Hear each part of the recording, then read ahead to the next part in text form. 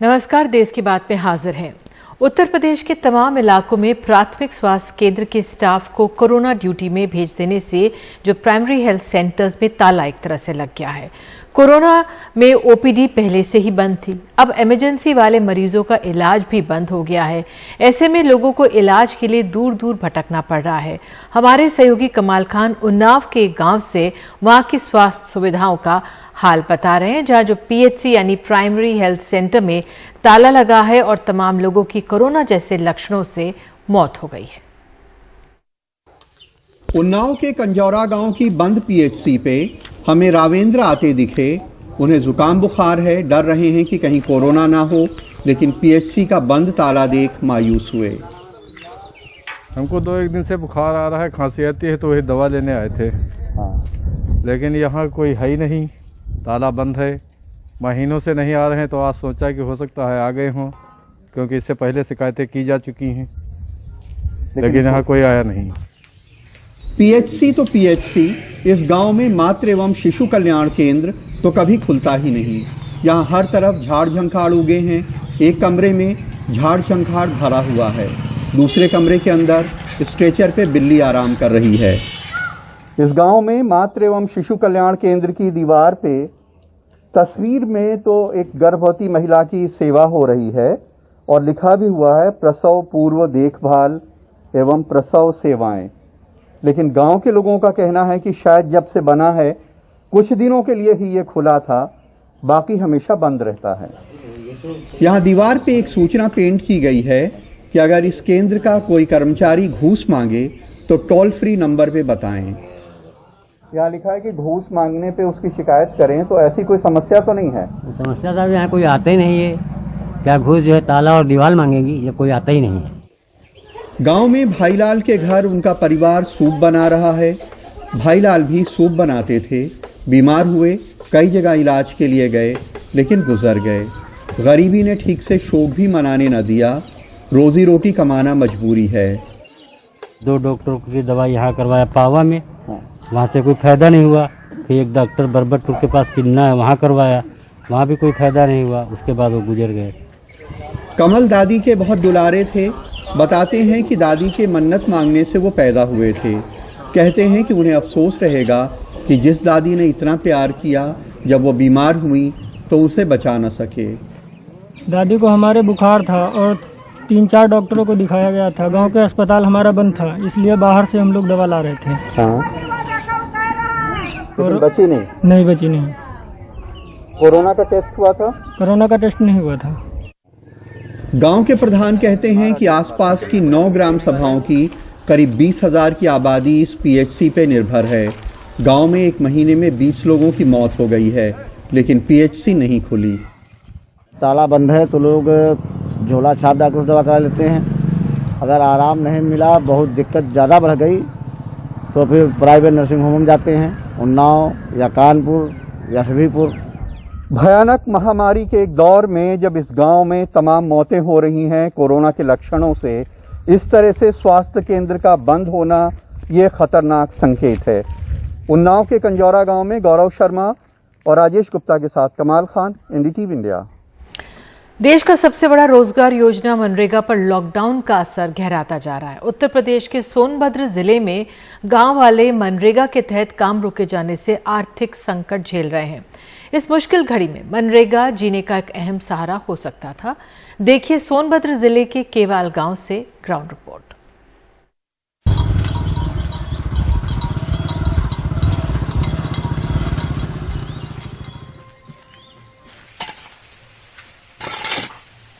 केवाल गांव के 42 वर्षीय इंद्रदेव गोरखपुर में एक निजी कंपनी में काम करते थे।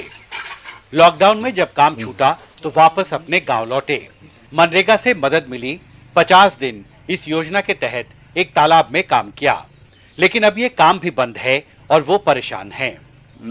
परसर गोरखपुर में काम करते लॉकडाउन के बाद आए। परसर 50 दिन का काम मिल गया था, 10 दिन तो बाल बच्चा कैसे ऊपर से अभी इस वर्ष आ गए, तो यहाँ कोई काम ही नहीं मिल रहा है। लॉकडाउन में गांव में कोई मनरेगा का काम नहीं चल रहा है क्या? नहीं चल रहा। सोनभद्र के केवाल नाम के इस पिछड़े गांव में 737 लोगों के पास मनरेगा के जॉब कार्ड हैं। लेकिन लॉकडाउन के दौरान प्रशासन ने काम रोक दिया है, जिससे सबका आर्थिक संकट बढ़ गया है।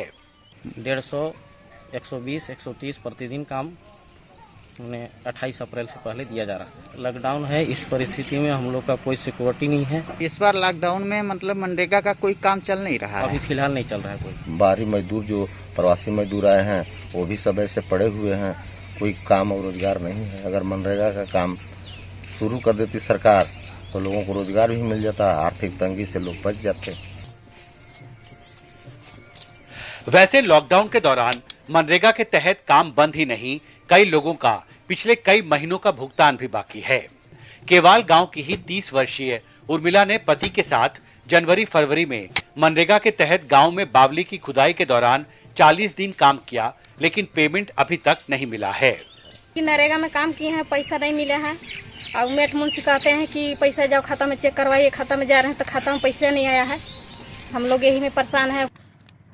उधर भारत सरकार का दावा कुछ और है। ग्रामीण विकास मंत्रालय के मुताबिक मनरेगा के तहत इस साल मई 2021 में अब तक 1,85,00,000 लोगों को काम दिया गया, जो मई 2019 में इसी अवधि के दौरान मनरेगा के तहत हुए काम से 52% ज्यादा है। कोरोना संकट के दौरान देश में लाखों लोग बेरोजगार हुए और महामारी के इस दौर में देश में काम की मांग तेजी से बढ़ी है। सरकारी आंकड़े भी इसकी तस्दीक करते हैं, लेकिन मुश्किल ये है कि जिस अनुपात में काम की मांग तेजी से बढ़ती जा रही है, उस अनुपात में रोजगार के नए अवसर विशेषकर ग्रामीण इलाकों में पैदा नहीं हो रहे। और अब भारत सरकार को मनरेगा जैसी महत्वाकांक्षी योजना के तहत ग्रामीण भारत में रोजगार के अवसर और बड़े स्तर पर पैदा करने के लिए विशेष पहल करना होगा। लखनऊ से आलोक पांडे और सोनभद्र से प्रभात कुमार के साथ Himanshu Shekhar, NDTV India. Greater Noida के मेवला गोपालगढ़ गांव की महिला प्रधान के पति योगेश तालान पर प्रशासन ने महामारी एक्ट सहित कई धाराओं में मामला दर्ज कर लिया है। आरोप है कि तालान ने मीडिया में कोरोना को लेकर भ्रामक खबरें फैलाई, लेकिन तालान का कहना है कि उन्होंने गांव में स्वास्थ्य विभाग की नाकामियों का मुद्दा उठाया था। ग्रेटर नोएडा के मेवला गोपालगढ़ गांव की महिला प्रधान के पति योगेश तालान, इन पर प्रशासन की छवि खराब करने का आरोप लगा है।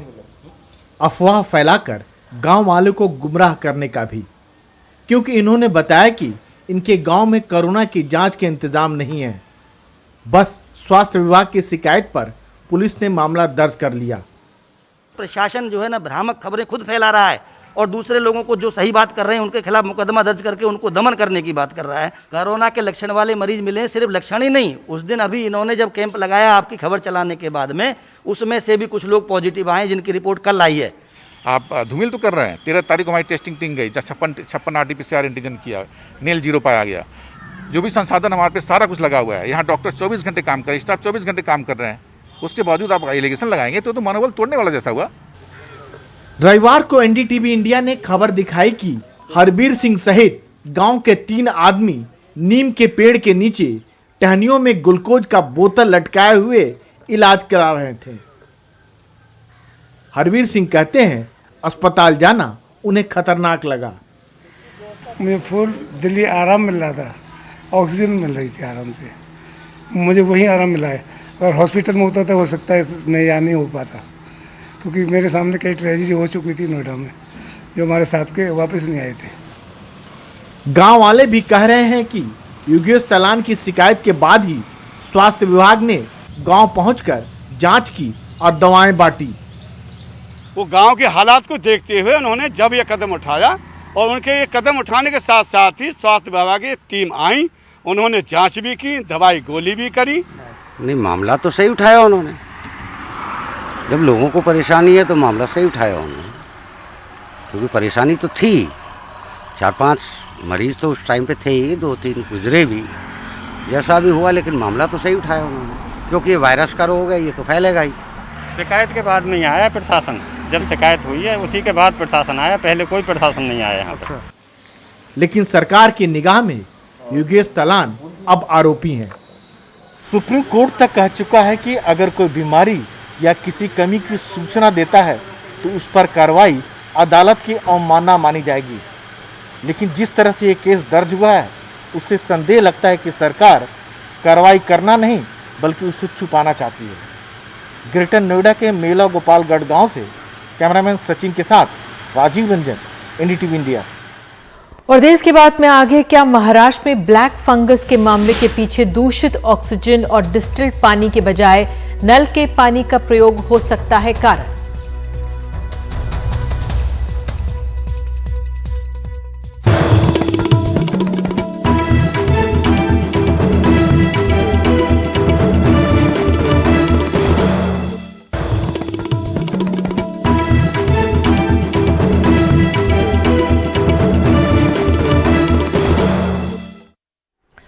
विदेशों में भी कोविड खूब हुआ है, स्टेरॉइड का भी खूब इस्तेमाल हुआ, लेकिन ब्लैक फंगस के मामले हमारे ही देश में इतने क्यों हुए?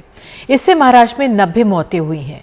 अब फूड एंड ड्रग फाउंडेशन और एक्सपर्ट्स ने सवाल उठाया है कि क्या हम दूषित ऑक्सीजन और इसमें डिस्टिल वाटर की जगह नल के पानी का इस्तेमाल तो नहीं कर रहे हैं, क्योंकि इससे भी ब्लैक फंगस का खतरा बढ़ता है। 63 साल के किशोर पंजाबी की भी ब्लैक फंगस के कारण दाई आंख निकालनी पड़ी।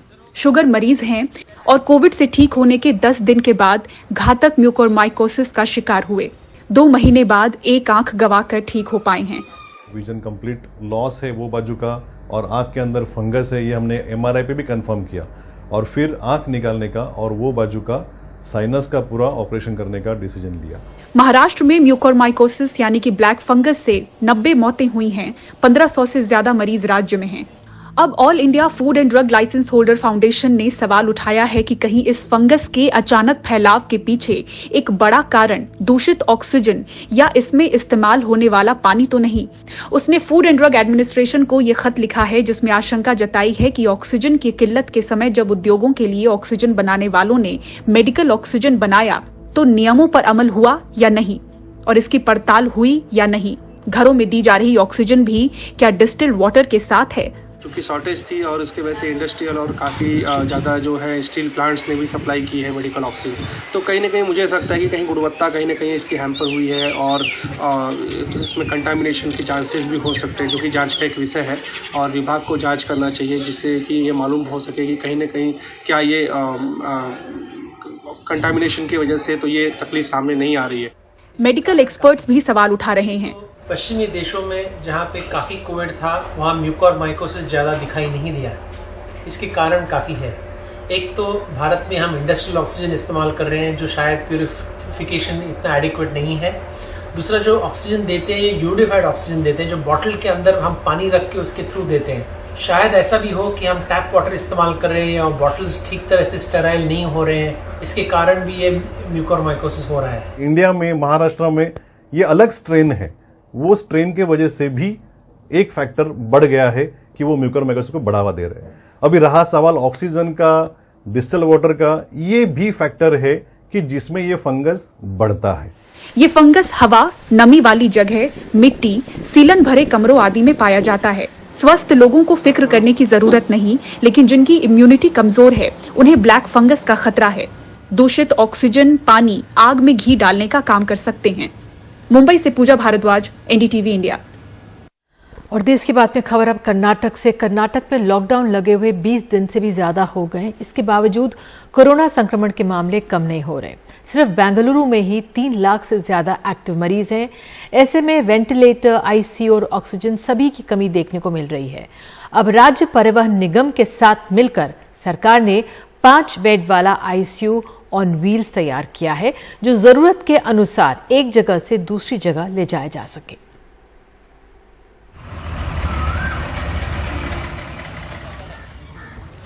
पांच बेड वाला यह है आईसीयू ऑन व्हील्स।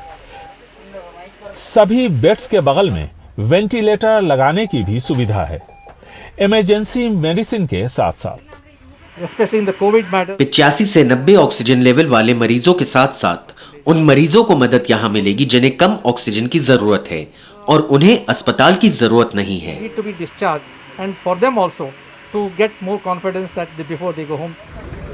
कोशिश है कि ऐसी 100 बस जल्द से जल्द तैयार कर बेंगलोर के साथ साथ राज्य के सभी जिलों में पहुंचाई जाए। सरकार चाहती है कि एनजीओ और निजी अस्पताल सामने आए ताकि इन बसों के रखरखाव का बोझ सरकार पर कम हो सके। इससे पहले बेंगलुरु में ऑक्सीजन बस की शुरुआत की गई थी। एक बस में 8 ऑक्सीजन वाली कुर्सियां लगाई गई और ये काफी मददगार साबित हो रही है। इस मुश्किल दौर में एक अच्छी सोच के साथ बढ़िया शुरुआत है। इसमें कोई दो राय नहीं कि ये बसेस कई उखड़ती सांसों का सहारा बनेंगी। बेंगलुरु से कैमरामैन गोविंद मूर्ति के साथ निहाल खिदवई, एनडीटीवी इंडिया। देश की बात में आगे, ताउते की वजह से बेमौसम बरसात का असर मध्य प्रदेश की गेहूं की उपज पर।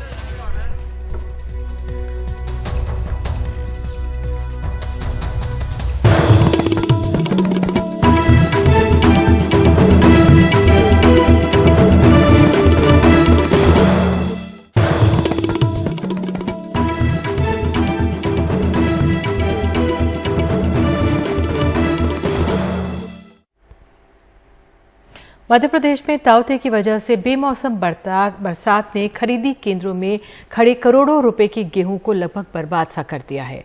वहीं उपार्जन केंद्रों में समर्थन मूल्य पर गेहूं की फसल बेचने पहुंचे किसान की उम्मीद दम तोड़ रही है, क्योंकि कई जगहों पर 2 सप्ताह से ज्यादा लाइन लगाए खरीदी केंद्रों में खड़ी ट्रॉलियों में रखा गेहूं मूसलाधार बारिश में खराब होने की नौबत पर पहुंच गया है।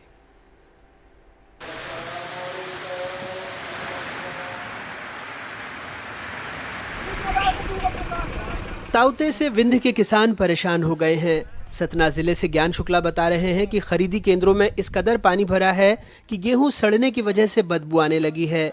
137 खरीदी केंद्र हैं, जिसमें से सिर्फ 28 में शेड और गोडाउन की व्यवस्था है।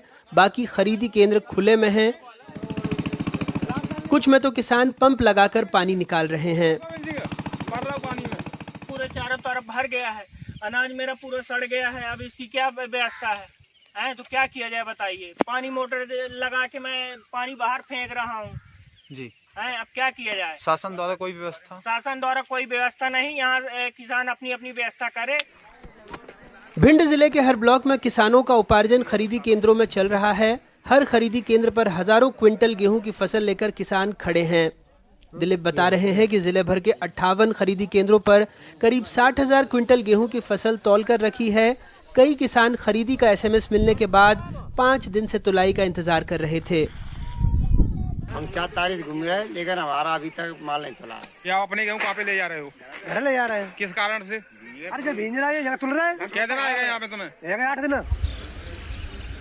छिंदवाड़ा से भी हमारे साथी ने बताया कि कई सहकारी समितियों में खुले में रखा हजारों क्विंटल गेहूं खराब हो गया। कई जगहों पर प्रबंधन ने बारिश से बचाव के लिए गेहूं के बोरे पर तिरपाल तक नहीं ढाका। अधिकारियों ने भी गेहूं के उठाव के लिए कोई खास व्यवस्था नहीं बनाई।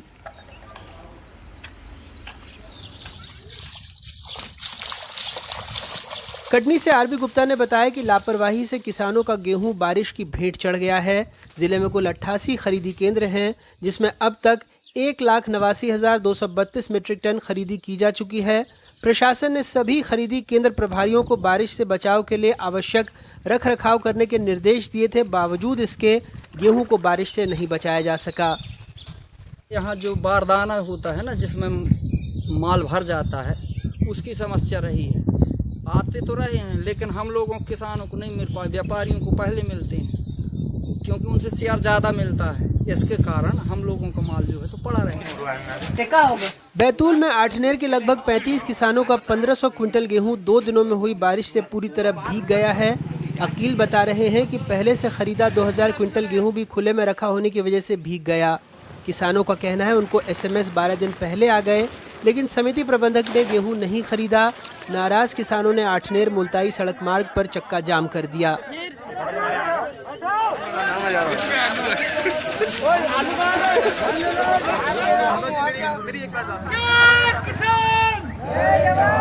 होशंगाबाद से संजय दुबे ने बताया कि पिपरिया और बनखेड़ी खरीदी केंद्रों में खुले आसमान के नीचे रखा हजारों क्विंटल गेहूं बारिश की भेंट चढ़ गया।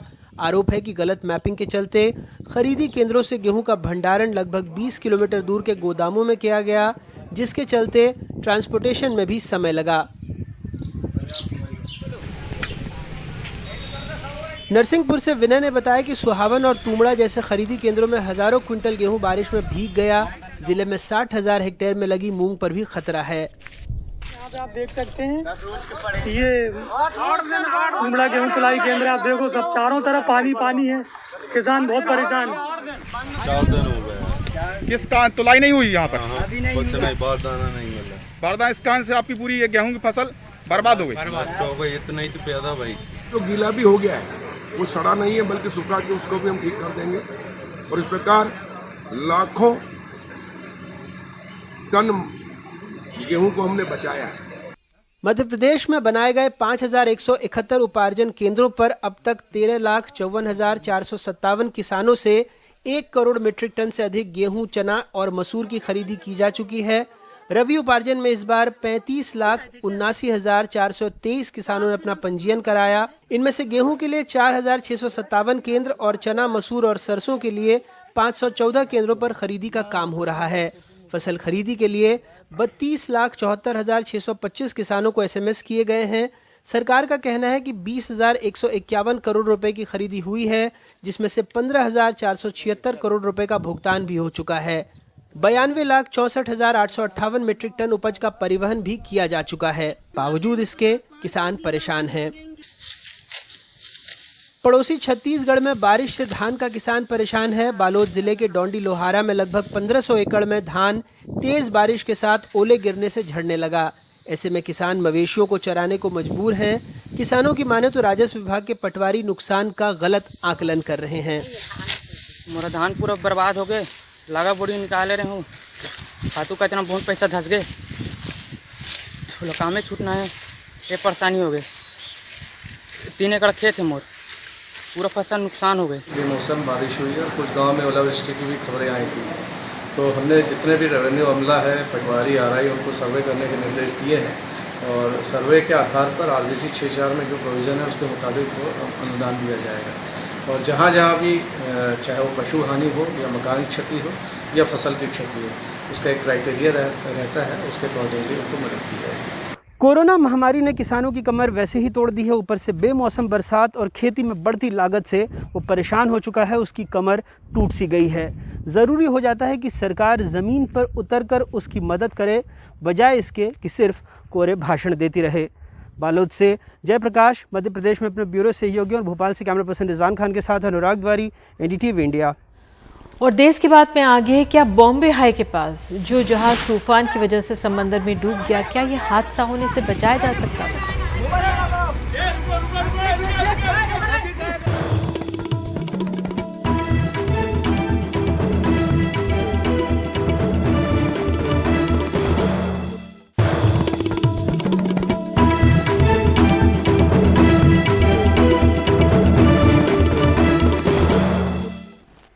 बॉम्बे हाई के पास जो जहाज तूफान की वजह से समंदर में डूब गए, उसके 47 लोगों को अब तक भी पता नहीं चल सका है। इस बीच ये खबर आ रही है कि दरअसल ये हादसा इसलिए हुआ कि जहाज के कप्तान ने तूफान की चेतावनी को गंभीरता से नहीं लिया। इस हादसे में बचकर निकले चीफ इंजीनियर ने मीडिया को बताया कि जहाज में 1 हफ्ते पहले तूफान की चेतावनी मिल चुकी थी। आसपास के दूसरे जहाज निकल चुके थे। मैंने कप्तान से कहा कि हमें भी हार्बर के लिए निकल जाना चाहिए, लेकिन कैप्टन ने कहा कि हवाओं की रफ्तार बस 40 किलोमीटर रहेगी, तूफान 1 घंटे में निकल जाएगा। लेकिन तूफान 100 किलोमीटर के ऊपर की रफ्तार का था। हमारे 5 एंकर्स टूट गए थे। चीफ इंजीनियर का ये भी कहना था कि जहाज में जो बचाव की नौकाएं थी उनमें भी कई में पंचर थे, वरना और भी लोगों को बचाना संभव हो जाता।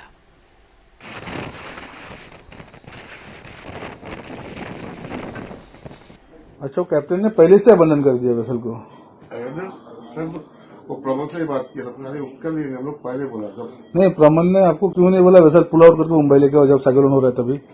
उसका पवन ने बोला हुआ, कैप्टन से बात हुआ था। कैप्टन ने नहीं लेके गया? उससे बात हुआ था, तभी नहीं आ पा रहा है बात में। नहीं, हाँ, जब साइक्लोन स्टार्ट हुआ तब सारे वेसल आ गया। किसका? मेरा आलम शेख। हाँ, मैंने फॉर्म भरा ना। हाँ, जब तब वेसल क्यों नहीं लेके आया? भाई ब्रदर तब क्यों नहीं गया? वो 40 के ऊपर जाएगा नहीं। कॉन्टेक्ट नंबर बताओ। कैप्टन ने बोला 40 नॉट के ऊपर विंड जाएगा नहीं। 11 बजे शुरू होगा, 12 बजे खत्म हो जाएगा। तो कैप्टन को सिलेक्ट कौन किया था? एक बार तो किया होगा। ऑफिस किया ना। अच्छा, ये आरपीसीएल कौन किया? उदय शिपिंग। अच्छा, ठीक है।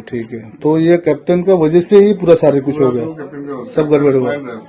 हाँ, कैप्टन और क्लाइंब कैप्टन एंड क्लाइंब रेफ का वजह से वेसल हादसा हुआ। तो अगर इतने लोग जो मारे, इसके जिम्मेदार कौन है? अभी कैप्टन और क्लाइंब है। ठीक है। मतलब नहीं, आप आराम करो, आराम से। अभी कैप्टन लापता है, मिला नहीं। और आप लोग जब साथ में थे उसमें से कितने लोग कट गए पॉपुलर में? एक आदमी पकड़ गया पॉपुलर में। अच्छा, ठीक है। मतलब नहीं, आप ये ट्रीटमेंट लो आप। हाँ, बात करते। ठीक है।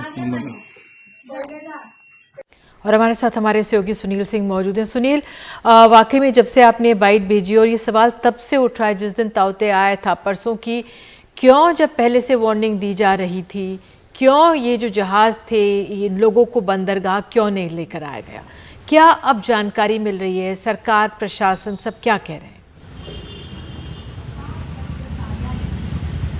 देखिए, सबसे बड़ी दुख की बात या दुर्भाग्य की बात हम कहें तो सरकार और प्रशासन इस पूरे मामले पर चुप्पी साधे हुए है। कोई अधिकृत प्रतिक्रिया उस तरह की नहीं आ रही है जो कि कहीं ये लगे जिससे सुनकर या पढ़कर कि सरकार के पास या प्रशासन के पास कुछ संवेदना है उन लोगों के प्रति जिनके घर के लोग बेवजह मौत के शिकार हो गए और वो जिनके लोग अब तक मिल नहीं पा रहे हैं और इधर उधर भटक रहे हैं।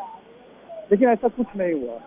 इस खास तौर पर अगर हम बात करें तो ओएनजीसी की तरफ, तो ओएनजीसी ने भी पूरा मौन धारण किया हुआ है। कौन की तरफ से बातें कुछ जरूर आ रही हैं और ये बताया जा रहा है कि वो फाइनेंशियल असिस्टेंस दे रहे हैं, यानी कि आर्थिक मदद कर रहे हैं और साथ में इलाज के लिए भी वो मदद कर रहे हैं और जिम्मेदारी लेने के लिए भी बात कर रहे हैं। लेकिन घूम फिर कर जो बात जा रही है जिम्मेदारी की, वो अब चली गई है उस बार्ज के कप्तान के ऊपर जो कि खुद लापता है, यानी वो अपने बचाव में अपना पक्ष नहीं रख सकते। तो ऐसे में जो मरीन प्रोटोकॉल है वो जरूर ये कहता है कि जो भी शिप है उसका कप्तान ही उसके लिए फैसला लेता है, उसका फैसला ही आखिरी होता है। तो अगर हम जो रहमान शेख हैं चीफ इंजीनियर, उनकी बातों को माने और ये माने कि हाँ कप्तान ने फैसला लिया और कप्तान ने वहाँ उस प्लेटफॉर्म से सिर्फ 200 मीटर दूर पर ही जाकर रुकने का फैसला किया, जबकि बाकी के जो बाज या तक थे वो सभी किनारे की तरफ निकल गए थे बंदरगाह में सुरक्षित ठिकाना तलाशने, क्योंकि चेतावनी दी गई थी और चेतावनी 14 मई से ही दी जा रही थी। और वो भी जो जानकारी मिल रही है मौसम विभाग की, अगर हम पुराने अलर्ट को देखें तो वो तकरीबन 100 किलोमीटर प्रति घंटा की रफ्तार से मिल रही है। तो ये 40 नॉट वाली जो बात है वो कहाँ से कप्तान ने सुनी, किसने कप्तान को बताया, ये भी एक जो है कि जांच का विषय होगा। और साथ में मरीन प्रोटोकॉल जो ये कहता है कि कप्तान और साथ में उस जहाज का मालिक, तो मालिक कौन है और उसका सवाल बना हुआ है कि क्या कप्तान को किसी ने कहा था कि नहीं आप वहीं रुकिए, क्योंकि इसमें अगर हम देखते हैं तो एक बात ये भी आती है कि एकदम से डिस्ट्रेस कॉल जब होता है तभी किसी भी जहाज को खाली किया जाता है। तो वो कॉल तो तब हुआ जबकि तूफानी गति से हवा चली और जब जहाज डूबने लगा, टकरा गया प्लेटफॉर्म से, उसमें छेद हो गया, डूबने लगा तब। लेकिन इसके पहले का कॉल जो है वो सबसे ज्यादा मायने रखता है, जो लिया नहीं गया और जिसका इल्जाम अभी कप्तान से लग रहा है, लेकिन कप्तान अभी है नहीं। तो बहुत दुखद जो राज्य के मंत्री हैं उन्होंने सवाल उठाया है कि इस पूरे मामले में आपराधिक मामला दर्ज हो और जांच की जाए। बिल्कुल, जांच की जरूरत भी है। बहुत बहुत धन्यवाद सुनील इस जानकारी के लिए। तो इसी खबर के साथ देश की बात में इतना ही, लेकिन खबरों का सिलसिला NDTV इंडिया पर जारी रहेगा। नमस्कार।